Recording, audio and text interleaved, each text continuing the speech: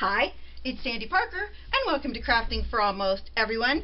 Well, I watched MayMay make a card. She called it a card. I'm going to call it an album, and it was a Christmas card, and I promised a girlfriend of mine that I would make her a Halloween book for her annual Halloween party, so that's what I've done.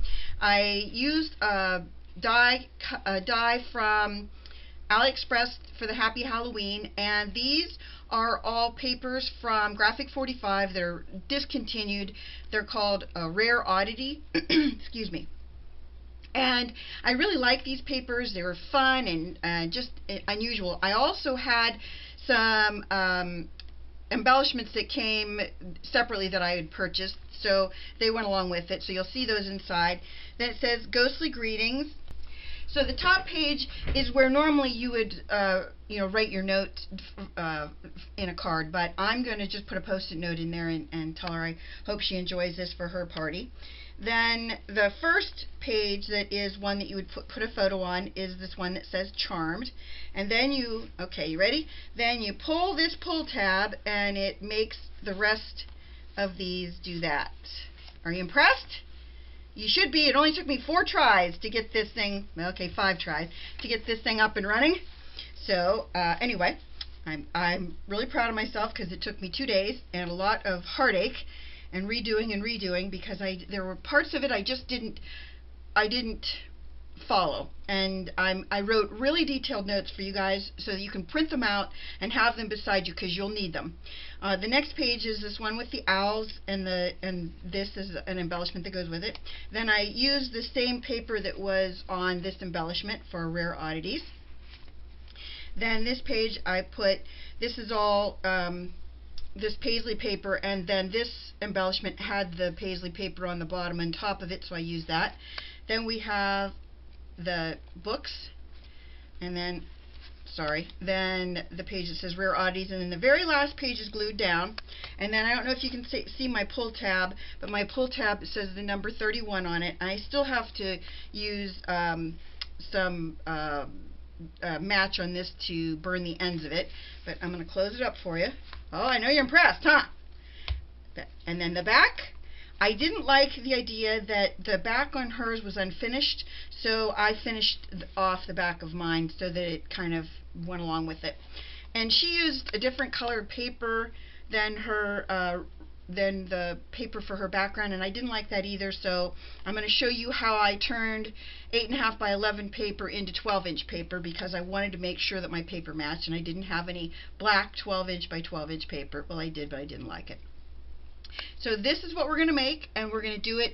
If it goes long, we're going to then do a part 2, but I wanted to show you how to do it. You're going to want to cut your papers in the beginning and score some of them at the beginning because it makes this easier if you do. So let me get the papers I have, and I'll go through them with you. Now, as I said, you're going to have, hold on, I'll show you exactly what you're going to print out. I have 2 pieces of paper that you're going to print out. This one that explains the card in detail, and this one. It's all going to be below the video. All you're going to have to do is where it says more information below, you're just going to pull it up and print it out. The first page gives you all the pages and exactly how to do it. Then the second page says pull, add photo here, add photo here, add photo here, add photo here. That is so you can, if you want to tell people to use that to make this pull tab say pull on it. That's why I created this, because I thought it would make them so they understood that you pull that. But if you want it to say pull right there, then you could have that. You can print your own cardstock with this. You don't have to use white paper. You can use any kind of paper and just put it in your photocopier and print it out. And then you where you would put a photo, you would want to have right here, place photo here or add photo here. So that's what I have that for. So in case you want it, you have it. So the size of the paper you're going to need, first of all, you need your card base. Your card base is going to be 5.5 high by 10.5 long. So then you're going to score it. Sorry about that. You know, it always makes that noise. You're going to score it at 5 1/4. So my card base now is ready to go. You're going to need 4 pieces of cardstock for in the inside. Those are the pieces that will flip up. So you'll need one that's 5 by 5, one that's 5 by 4 and a half, no, 4 and a quarter. Don't listen to me because it's all in the information below and you'll just print it out. 5 by 3 and a half, 5 by 2 3/4. Then you're going to need a strip that's 9 3/4 inch by 3 inch. Now this is the one we need to score. I'll put all those back there so I don't lose them. Okay, you're going to put it in your scoreboard at the long edge, which again is 9 3/4. You're going to score it at 2 inches. I'm going to make sure these are really good scores.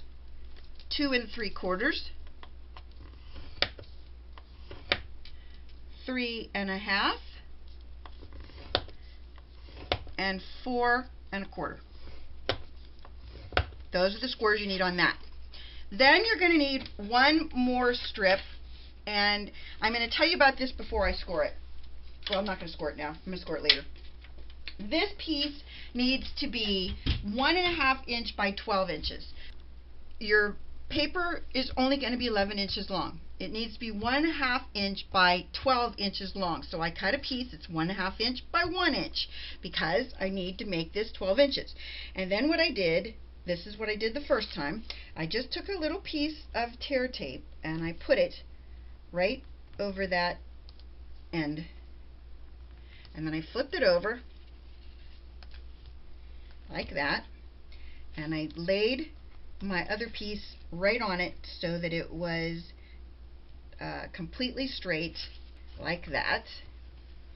And then I tore this piece off like that. Then I took another piece and I laid this one on this side. I'm not taking the backing off of these papers. And then I ran just a couple pieces on the sides to make sure on the length of it. No one is going to see this paper. This is completely hidden, 100% hidden. You're never going to see it. So it doesn't matter that I put these this tear tape on here and did this. It's just a precaution to make sure that it doesn't fall apart. And it shouldn't, because you've got all these anchors basically on both sides that'll make sure that it stays where you put it. Now we're going to score it. See? Now we've got a 12 inch by 1 1/2 inch piece of paper. Now if you have 12 by 12 paper, use it because it'll be so much easier. But if you don't, I wanted to make sure I showed you how I did it because I did not. Now you're going to score this. Got it on my scoreboard, and I'm going to score this at, I think it's 3 1/4, sorry, 3 1/4 on both ends. Again, you don't have to write this down because it's all in that information below. You can just print it out. You're going to flip it over so that it's the other end, and again 3 1/4. And that is your last piece that you need. Now the only other papers you're going to need are going to be the decorator papers. So we've got basically the card ready to go. So what we're going to do is we're going to take, this is where I screwed up. We're going to take, this is our piece that is going to create the mechanism inside the card. So the first thing you want to do is on the short end, where you know this end has a long place where there's no scoring, and this has a short end without scoring. Use the short end, and what you're going to do is you're just going to fold all your scores up on themselves. We just want to get the paper used to doing this because this is what this card is going to have to be able to do and do well. So they're all able to score or to do that. Okay? Then you're going to take these 4 pieces that we've made, and this is the other thing I did wrong. I went from the largest to the smallest. Nope. You go from the smallest to the largest. So, right below your bottom score, again on the short length, not on the long length, on the short length where there's no scoring, on the short part of the strip, you're going to put some tear tape, or you can use, if you want, you can use wet glue, but I'm using tear tape because I like it and because I know it'll stay in place and my card will readily be able to work. Now on the very first one, I'm only going to put 1 line of tear tape. Now below the next 3 scores, you're going to put tear tape, and I put 2 rows on each of those when I did it. So I'm going to do it on this one. Again, below the scores. You don't want it to be above or on the score. You need that score line to be accessible. You need to be able to use it when you need to. Same thing with the last one. I'm going to put that one on. Okay. Now what I'm going to do is I'm going to take my scissors and just trim the edges where I have a little bit of tear tape off the edge where I don't want it. Makes it easier for me to rip the tear tape off and not have any enders showing. Then you're going to just want to press all those down really well so that they will stick when you need them to come apart.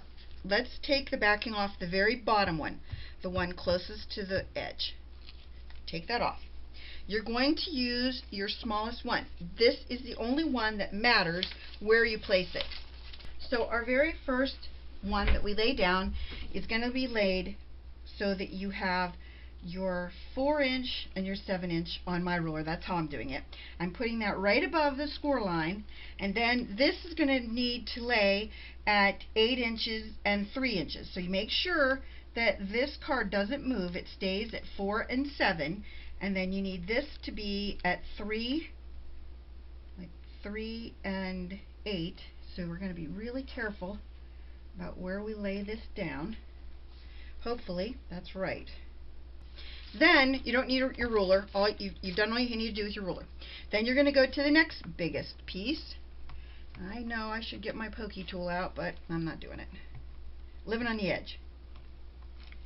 Okay, that's your next biggest piece.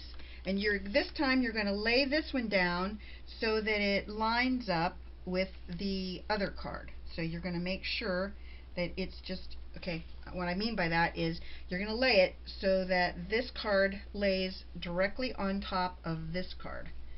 And I can see I'm going to be a little bit. Then you're going to go to the next piece.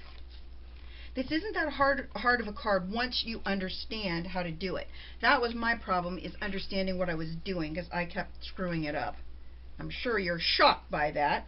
You're going to lay this one down so you're laying it directly over the other two cards so that you're lining the 3 cards up with each other. Now this is the thing that I did wrong. Okay, remember this step. You need to fold this back like that.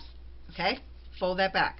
Then you're going to fold each of your pieces up and make sure that they fold well so that when they flip up, they flip and fold like this. Okay, moving right along. And now the last one. Remember, that back has to be like that. So this is going to end up being your pull tab. It's the thing that's going to move everything.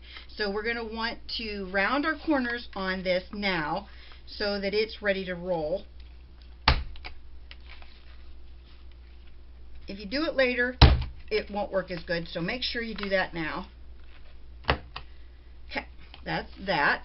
And that's the Creative Memories paper corner rounders, so in case you're looking for one, they work really good. The first thing you want to do is you want to take your ruler and you want to make a mark 1 inch from the bottom of your card. You did 1 inch from the bottom. On either side, you're going to make a little mark.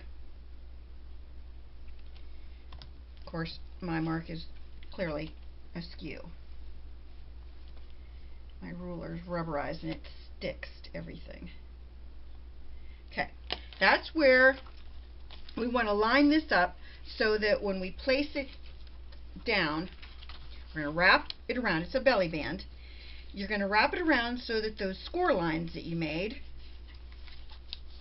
are going to line up on either side like that. It's important that this piece we just put down, that it stays in place. But you're not going to glue it to the front. I glued mine to the back, but I did it at the wrong time. I did it after I put my paper on, so it looked really bad. So I'm going to put a strip of adhesive on the inside back of my card, of my belly band, because I'm going to want this to stay where I put it. You probably don't have to do this if you put paper over it, but I'm doing it anyways because I like the security of having it where I put it. Not on the front. The front has to move, so you're going to want to place this so that when you lay it down, so that those marks line up. Now I'm going to just hold them in place, and then I'm going to take my tear tape and I'm just going to put some on here so that I'm going to hide this part, and then you're going to want to line the two up like that. Okay, so that is going to be a belly band that stays in place. See that? It's open. It's not attached to anything on this part of the card. That's important because you don't want that to be attached to anything. Then you're going to take this piece that you've already made and you're going to put it right there. Now this is going to be centered on the inside of your card like that. And then when you pull on your pull tab, it's going to make it move like this. But this last piece you're going to glue down to this. So what you're going to do is you're going to make sure, hold on, you're going to make sure that your tab is under this piece. Make sure your tab is under that.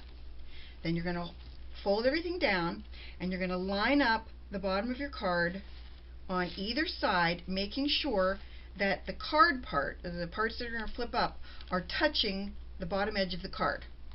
You with me on that? Right there. So this is perfect. Then you're going to glue it in place. You're going to glue this last piece to it. So what I'm going to do is I'm just going to put a little bit of tear tape on the front of this so that that piece can stay attached. We just want to make sure that that piece has a good amount of tear tape under it. I'm going to just do like 3 pieces in the center of it, like that. Keep in mind these pieces off to the side are holding that 1-inch piece on. You don't want to take those off, the backing off of those. You want to leave those on. If you have a 12-inch piece of paper, you won't have those in yours, but I'm going to have it in mine. Okay, remember what you're going to do. You're going to hold these so that the very bottom one, all of them touch the bottom seam of the card and that they're centered. And I'm not putting anything down on the bottom of my card yet. I'm just making sure everything is centered the way I want it. That looks about right. And then I'm going to push it down. So, well, I could have pushed the top one too. I just want to make sure it's well adhered to that belly band. So then we'll be able to make our card. Aren't you impressed that I could do that? I bet you were. Okay, I shouldn't have sung. Okay. So in the meantime, I haven't folded my card closed yet, but that's what my card is going to look like. My card is ready to be decorated. So I'm not sure how long that took, but I'm going to assume that it took long enough that you're not going to want to watch it all in one video, and I'm going to decorate it in the second video. So I hope you'll stay tuned and watch the video part 2 of how to make a waterfall card.